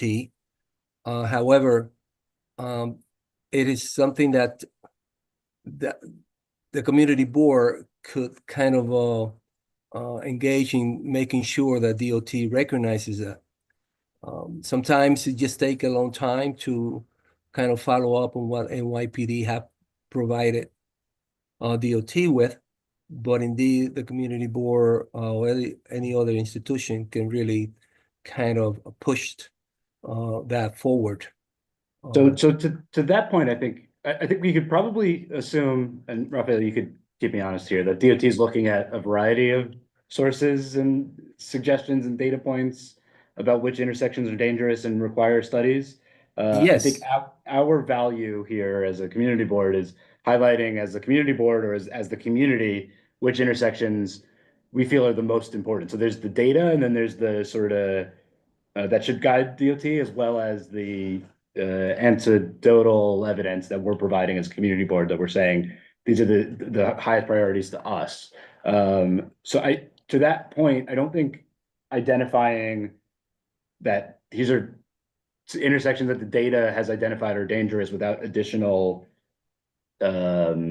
support as to what's wrong with them or why we think that there's something wrong with them, or support for that these are particularly problematic, I don't think provides a lot of value to this process here. I think our value is highlighting the things that the data may not be otherwise highlighting. And I think us passing the resolution is sort of duplicative of other work that DOT is presumably monitoring, which is general safety data and metrics that either are coming from NYPD or other sources. Which is why I have Also, this- I'm sorry, go ahead, continue. No, go ahead, please. Also, when you combined life experience on that particular intersection with the data from the NYPD, it really speaks volume. Thanks. So it is important also to add that up. Larry, go ahead. Okay, I want to engage with Raphael a little bit on this question of these two conduits of information, one being the budget request, and the second being this report from NYPD as to most dangerous intersections. Now, we as a community board could add the 3 additional intersections that are identified here to that budget request without very much discussion or difficulty. The problem I have is with this resolution, and where this resolution could add some value, I think, is to encourage DOT to listen to the NYPD and take action on its own without us having to come in the middle. Brock, Yeah, and I think that's a good point, Larry. I would just add that not all communities value pedestrian safety over levels of service. So us sending the message that, hey, this is our top priority, that people are getting really hurt at these intersections, and as a community, that's important to us. And I can assure you that not all communities share that value. Are we specifically talking about pedestrian safety? No, that's right. No. Sounds clear. Correct, yeah, it's, yeah, all road users, but to rephrase, we care about all road users getting hurt and killed. And as a community, we care about that, and I assure you that is not a shared value across all community boards. Let's go to Kathleen. You'll have the floor in a moment. Okay, Kathleen should be able to unmute herself. Okay. Yes, we hear you. Go ahead. Thank you. Hi. So I was just wondering because my understanding is most of the pedestrian accidents occur when the pedestrians have the light and the cars have the light, and the cars make the left-hand turn into the pedestrian crosswalk and there's injuries. So I don't know if that is part of the NYPD's concern, but that always amazes me that people are so injured and hurt by cars that have the light and pedestrians that have the light at the same time. So, and then I'm wondering, do we have people on the community board that actually interact with the police department? Do we have a rapport with them to just be able to ask them about their stats? Are they talking about cyclists, e-bikes, cyclists that are hurt, both, car accidents, fatalities, or is it just emergency responses to those intersections? I don't think it's the number of summonses given out, because in the past they've talked about that it's more dangerous to try to track down some of the people on a pedal bike or an e-bike than it is to focus on a person's safety. So that's why I'm just wondering if we have somebody that actually interacts with the police to ask them about the stats. I mean, we have general access through the board office and contacts. We could go back to them for clarification on how they reached these numbers. That's a good suggestion. Thank you. Okay, do we have any motions of any sort? Call the question. To vote on the resolution as written. Second, Okay, Okay, so when I call your name, please say whether you're in favor, oppose, abstain, or not entitled. Michael Cohen, In favor. Beat Isman, In favor? Okay. Maya Donahue, Opposed? Brock Friedman, In favor. Jason Fromowitz, Opposed. Anna Picior, In favor. Miriam Rowe, In favor. Larry Shire, In favor. Gabe Terza, In favor. and Jerry Weinstein. Opposed. With 7 in favor and 3 opposed, this resolution passes. The barn burner. Okay, very good. Moving on. Thank you for everybody's feedback on that. Next we have discussion of statement of district needs and budget requests. So Brendan, thank you for bringing up budget requests. Ready for us there. In terms of statement of district needs, I know there was a discussion last meeting on prioritizing accessibility for our statement of district needs. Barack has taken the initiative. Thank you to drafting language for that. If you want to take a moment to review that now and see if everybody's comfortable with this as revised. It's presented on the screen in front of you. I'll pause for a moment. I'm not gonna read it at all.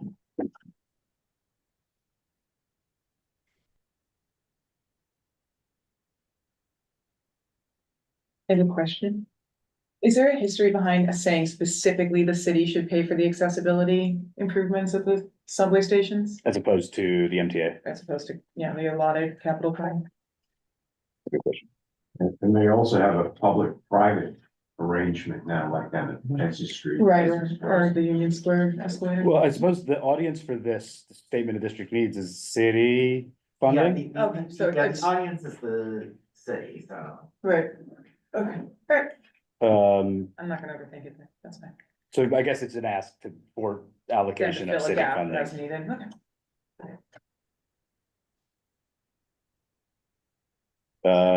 Any other feedback or adjustments? I have no adjustments. I just had a question.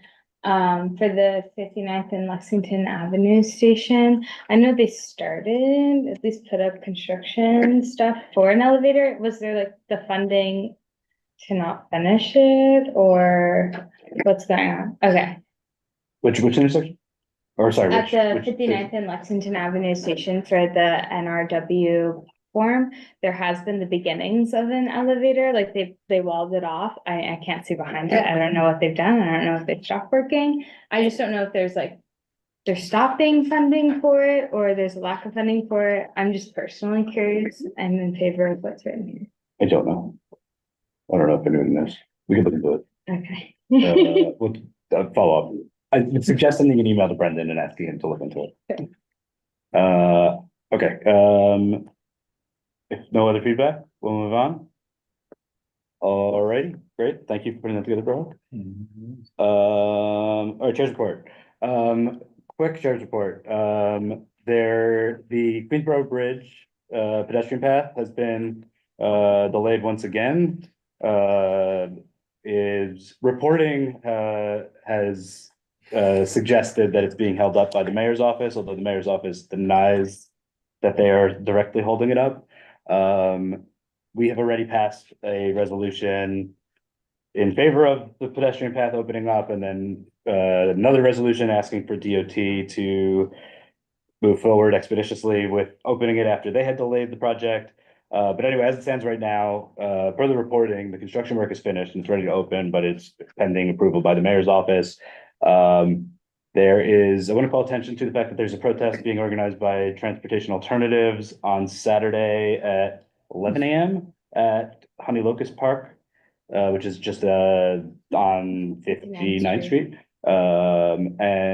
Sandy will be making a statement of our support for the bridge at that protest. I will also personally be attending. Would encourage folks also to join me. 11 a.m. I'm pretty sure. Yeah, so that's going on there. That's all I had in terms of report. Yes, Larry. May I make a suggestion that in connection with the the demonstration and your involvement, Sandy's involvement, that based upon the two board resolutions, a public statement could be issued and maybe presented to members of the press, advising what the board has done and how anxious we are to get it started. I think there's challenge in doing that, given that the board can only speak through the resolutions. No, Unless we I'm pass like saying a that new you make resolution. reference to the resolutions.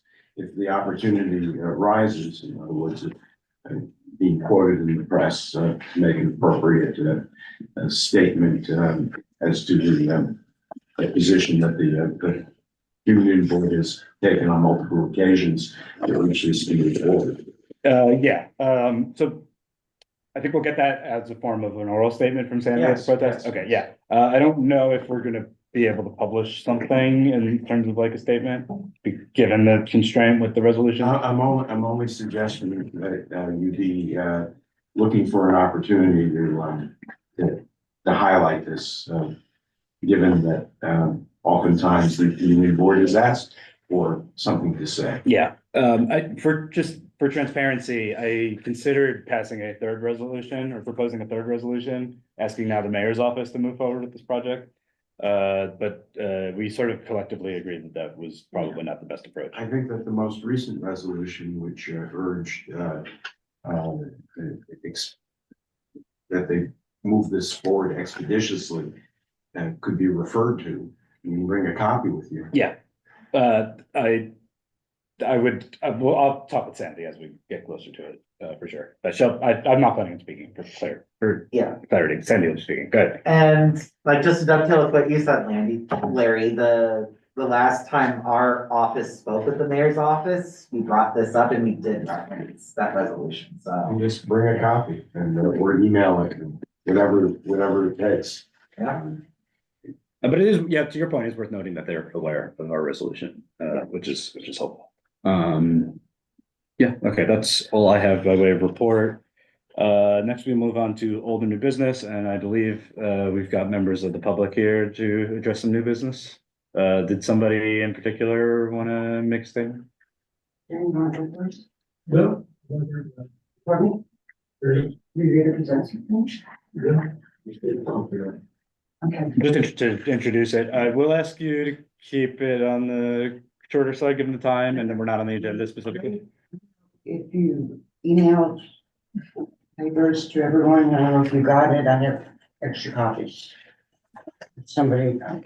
Is it in reference to this? Yeah. Yeah, I'll make sure to have it shared on the screen for people watching at home. But yes, we have received that.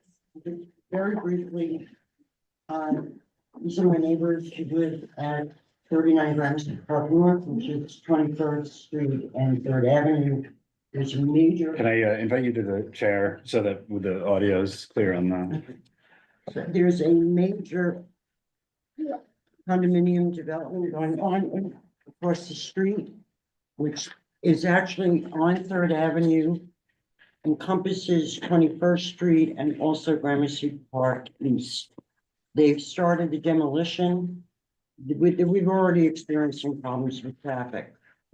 They put up a shed half the block where they're just doing demolition, the other half of the block going towards Gramercy Park East, they are doing internal demolition. The part that has the shed also has a walkway, and it's they're parking trucks that's already blocking traffic. We're concerned about traffic, we're concerned also about emergency vehicles. The police precinct is on the other side of 3rd Avenue. We are a major thoroughfare, a narrow one, between on 21st Street going west, with actually the first block when you get off the FDR going north, with the first east to west communication spot.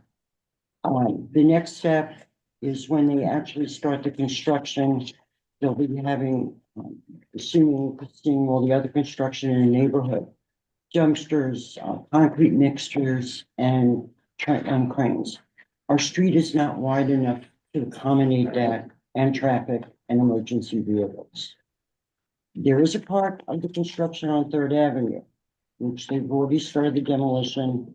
There is a shed up, there is a walkway, and there's an entire lane of traffic that they could use for their equipment. I guess we want to know, what can you do to help us?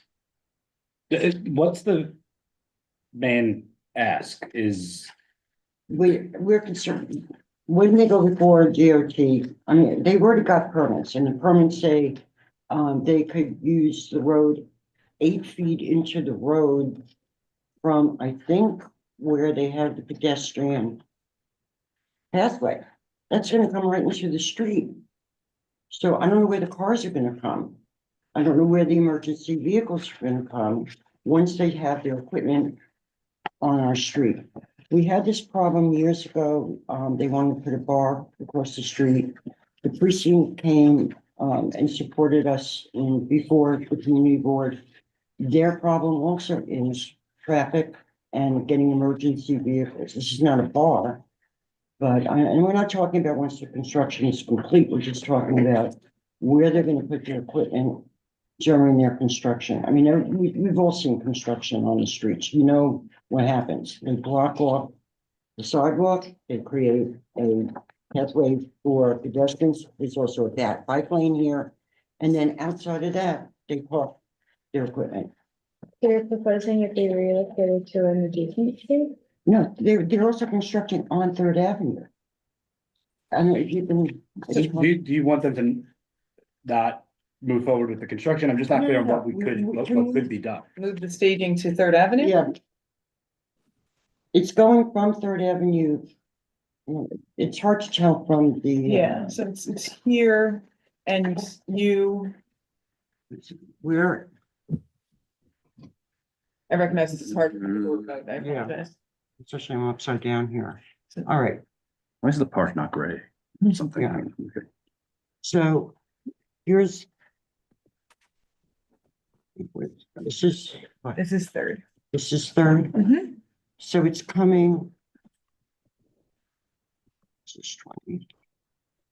It's just kind of weird. It looks like it's upside Yeah, down. this is 21st and Third, And this is the park? No. and that's Second. No. You're looking, so, yeah. Anyway, wherever it This is. is the park. Oh, it's coming around this way. Okay. So it's coming on 21st. Here. Like from, here, this is Third. Here, to Lexington. Not to Lexington, to here. So they're building all here. Mhm. So it's gonna come across. This is Gramercy East. Yeah. 21st Street and into Third. They bought like 3 or 4 buildings on Third Avenue. Mhm. So they can put their equipment on Third and it won't affect us. But once they start putting their equipment here, we don't, it's a problem even now. If you look at some of the pictures, this is before they even put the shed up. Okay, so that's the main ask, is to move this equipment staging from Well, they 21st don't Street have, to Third Avenue? yeah, they don't have their construction permits yet. These are the demolition permits. So. Got it. May I interrupt there, please? Yeah. Please. You saying that they don't have the construction permit yet, but they're still They occupying the road? They have their, I'm sorry, they have full demolition on the buildings on Third Avenue and interior demolition on the building on Gramercy Park North and East. Their construction plans have not been approved yet by the Department of Buildings. The demolition, yes, though. So they're just doing the demolition now. Okay, so, They've also put in the curb cuts on Gramercy Park North, the corner, and Gramercy Park East. But their plans, and they say for garage, but their plans show no garage. I'm unable to check the permit now, but Brendan, can you send me that information so I can check it tomorrow? And make sure that if there's anything that is going on incorrectly, I can send an inspector there. This is Brendan. This is what I've already sent you. Yes. Okay, so I'll email tomorrow, but, yeah, like you're actually answering a question I had, which is where does the curb cut situation fit into all of this? It doesn't come really before you, we understand. Buildings was the one that gave the approval, but they gave an approval before their plans for buildings were approved without a garage, even though they say they're putting in a garage. Well, I'm a little confused because you said that the reconstruction plans haven't been approved yet, but the curb cut has been approved? Yeah. Because of demolition. No, it was approved before the demolition. The Yeah. first thing that buildings approved were the curb cuts. If you look at The the, staging. you go to now and you see the dates on all the permits. Mhm. The curb cuts were basically the first thing that was approved. Their building plans are still, is in review, opposition or something. I see. And they're submitting them to the buildings on Third Avenue for 38 Gramercy Park North. And they just acquired also 37 Gramercy Park East. So they're gonna be around all the corners. Okay, And with the curb cuts, there are trees near where they propose the curb cuts. What, Okay. can you define the curb cut? What is it that is happening there? That's the sidewalk. They have a permit, I'm sorry, they have approval for curb cuts.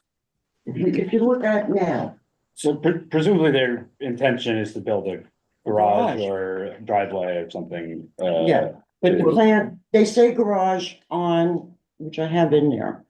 They say garage on their application. But their building, what they submitted so far to buildings does not have a garage. Well, there's just no buildings planned yet. They did file, it just hasn't been approved. Right, so tomorrow I will look into it and I will send an inspector there tomorrow to see what it is that is happening exactly. What about the construction phase and the equipment? It could possibly go to Third Avenue? So you're fine with the demolition staging as it's set up right now, the request, We're not really, but but you're.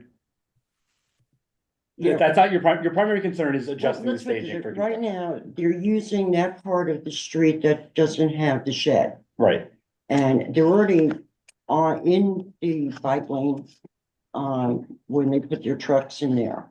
Once they put the shed on the rest of the street, we will have a concern. okay, so the main concern is. When the construction phase starts, that staging is on Third Avenue Well, and not on, Also, when the demolition starts for the rest of the block. got it, and that hasn't yet been approved. And they haven't started the demolition on the part on Gramercy Park North. Okay, They do have a shed for half of it, because part of it was approved for demolition. The other half, Gramercy Park North and 37 Gramercy Park East, has been approved only for interior demolition. And that's where they're parking their trucks, where they put their barriers on. They leave it all weekend, all night, nobody can park there. has there been any engagement yet with the developer? That's a separate issue. I mean, we're working on that, but that's gonna be a separate issue. Well, I guess that just. Or could we serve to bring them to the table or they're already at the It's, table? I'm certain, we have a number of groups working on this, and certain people have been talking to the developer. We just really don't have a clear picture what's gonna happen. I see, And right now, I mean, we've had problems and we get a lot of traffic. And, we do have ambulance that come in. Since I've lived there, I don't think we've had a fire, but possible. And they're making the police, and the police are the ones that mostly park in Gramercy Park. They're losing parking spaces right now because they put their barriers up. I don't even know if they're allowed to do that. Are they allowed to do that? I think they'll have to, as Raphael said, they'll send an inspector to make Yeah. everything's in compliance, which I think is how they'll. I mean, we filed, we put 311 complaints, but they've gone nowhere. Yeah, Brenda, did you have something to say? Yeah, so just so that I'm clear, since like some of this will be on the office to work on this as a service request. The two issues are number one, where the staging area is, it should be on Third Avenue. And number two, the curb cut and all the traffic issues that'll be caused presumably if the curb cut is used as like part of a parking garage. Yes, Am I summarizing that correctly? yes. And you don't want a parking garage? If it's on Third Avenue, we don't care. I mean, I just know what it's for. Again, they're gonna cut. Cars are gonna go in one way, out the other way, and they're gonna affect Gramercy Park East and Gramercy Park North. Mhm. Um, Got it, okay, I got it. For the staging area proposal on Third Ave, isn't that a bus lane that's adjacent to It the is, building thing, or? it is. Okay, but it's also parking during, at night? The bus stop, on that corner. Not one more down. It's one more Bus down? up Okay. Further down, that side is not a designated bus lane, but it is buses. It's not painted red, No, there's parking, there's parking, well, 24 hours. yeah, okay. Oh, yeah, there is no bus in there, That's right. but no, there is a stop there on the, Next one. okay, Yeah, Front of the liquor store. yeah. Yeah, Makes right by the airport. Michael, go ahead. I want to ask, is there any way to restrict the hours that the obstruction is in place? Like if they need to have those barriers there, is there any way they can have it only during certain work hours or leave it on, only on Third Avenue? And give the restriction, the permit. Yeah, it's something we can look into. For sure, yeah, Lavar. Well, this is not an uncommon problem, a big project like this. You're going to have these barriers like you see on the screen, the orange barriers get knocked askew and they'll be out of position. And Raphael, what does the community board or the folks here who are the neighbors have to do in order to get that rectified quickly? Well, we have to find out what's happening there, and the only way we could find out is by sending an inspector and taking a look No, at. no, but how do we get the inspector, somebody who can take photographs, and to whom should they be sent? No, when you Sorry. send me the information for tomorrow, I'm unable to do that now. No, I'm talking about prospectively, because things will happen over the next number of months. No, no, no, that if I send that, they will go the same day and check it out. Basically, if This there's is- problems. No, I guess what we're trying to do is we're trying to set up a hotline, basically with you, so that these folks can contact you directly without having to go through the intermediary of the community board, if you're amenable to that. Yes, of course, but I need to look into that permit and see what the permits is providing us in regard to that construction, to that site. I'm unable to kind of give you a solid statement about whether they're doing the right thing or not, but What you're doing tomorrow is greatly appreciated. I'm just saying that once you have an idea of what is or is not allowed for the purpose of efficient follow-up and quick reaction, perhaps you can have a direct communication line with our guest tonight. And she and the folks that care about this location will be able to contact you directly without having to go through a third party here. Thank you. oh yes, that is possible. Absolutely. Yeah, Yes, so of course. we could, let's take that as one of the possible follow-ups. I think there's a bunch of things we need to figure out with the board office and engaging with a couple different city agencies, including Department of Buildings. Appreciate you guys bringing this to us. We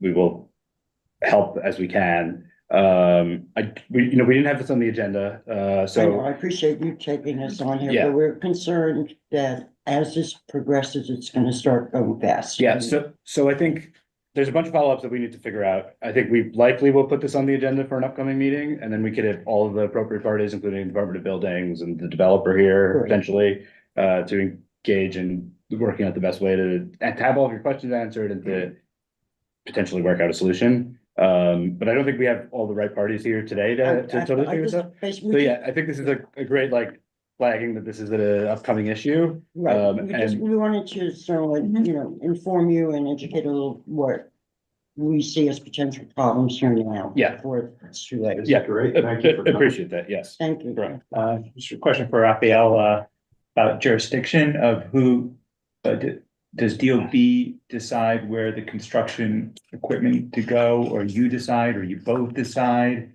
How does that work? Like if the developer feels that like they need their equipment on 21st Street versus Third Avenue, who makes those decisions? DOB or DOT, or you do it in concert? Well, the DOT can make suggestion if you know if it needs to, because you couldn't put any equipment by any hydrants first of all, okay?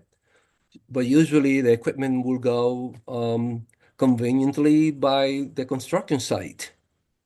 So it's not that we make the suggestion primarily. It has to be stipulated that those equipment will not be obstructing any other infrastructure that is necessary for any emergency. So DOB does not make those decisions? No, You- DOB does not. Okay. DOB, That's my question. DOB kind of concentrate on what is related to the construction itself. As far as using the infrastructure that we are responsible for, like the road and sidewalk, DOT is the one entity that call the shots, to put it that way. Is that true of the curb cut as well? Excuse me? Is that true of permitting the curb cut as well? Does that fall under Yes, DOT? of course. Okay. Anything that happened to the sidewalk, when I get the information tomorrow, I will go into the permit and find out exactly what's going on. There, as it is right now, I'm unable to have access to Yeah. my office computer. So I have to wait until tomorrow, but please send me the information. You can feel free to give the constituent my email and send me some more information as well. I have all the permits issued by DOT now for the road and, you know, and each have stipulations including location of equipment. Should I send it to you? Yes. Okay. I have them printed. I'll send it to you tomorrow. You can forward it. Yeah. Okay. Okay, so yeah, we'll figure out how we can best engage, and we'll look at potentially putting this on the agenda for May meeting. Thank you. When, Thank you. if I may say this, you all know that I'm just kind of helping Colleen because she's not around, to put it that way. So I'm going to start the investigation tomorrow. Then I will pass it on to Colleen so she can follow it up accordingly. Thank you. Thank you very much. Thanks, Rick. And he has my contact. Great, thank you. Did was there any substantial additions? I don't think we need to Not gonna be. necessarily get like I don't think we appreciate you guys coming, but I don't think we need you to reiterate anything that was already said. I think we understand the. Not things that were already. Okay, good. So while I didn't come as equipped with exhibitions, as my neighbor did, I do want to say Commissioner Donis has been written to about this. The Manhattan DOT Commissioner has been written to. DOB has been communicated with, DOT has been communicated with. They keep each blaming everybody else. We've reached out to the council member's office, Carlina Rivera. We've reached out to Harvey Epstein. I've been emailing Brendan back and forth. He has most of the material I think that Robin gave you. And it just doesn't get anywhere. Everyone keeps, DOT says it's a DOB problem. DOB says it's a DOT problem. It's just, it shouldn't be like this. Yeah, I think often that's where the community board and the board office in particular can help sort of bust through some of that bureaucracy. So yeah, I think we'll do what we can and speak to the As I office. said, Brendan has a great deal of information for me about this already. Yeah. The good news is that it sounds like there's stuff that DOT is going to investigate, but if we encounter some of what you encountered, Sam, one tactic I often use is just put all the agencies that could be relevant on an email chain. And that way the agencies are essentially forced to dialogue with each other. I've done that dozens of times over the years, and I'm willing to do that again if needed. Great, thank you. Okay, Thank you. thank you. Do we have any other old or new business? See some stuff here. Okay, all right, seeing no other old or new business, I forgot how I end this meeting. Seeing no further business, the meeting is adjourned at 9:05.